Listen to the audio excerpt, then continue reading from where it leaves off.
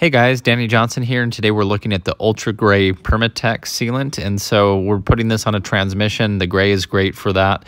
And so as you see, I have the mating surface perfectly clean, and I had this cover on and off a few times as I'm setting some end play. So I had an opportunity to show you what it looks like after about 24 hours of curing. So we put it on as we should, going around all the bolts in a nice bead down the middle. And as we sandwiched it on, we also did it on the cover a separate time too. Either way is fine as long as it mates together well. And as you can see, it kind of came out the sides just as it should.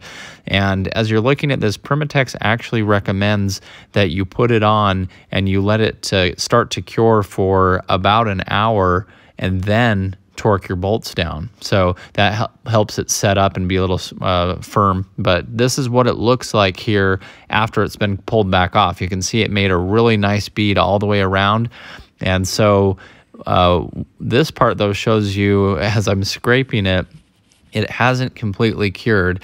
Sometimes that's just because the transmission doesn't have a lot of airway breathing through it. So anyway, just want to show you what it looks like after 24 hours. And this is why you might not want to add your transmission fluid or anything for maybe 48 hours, in my opinion. But anyway, we're setting end play on this.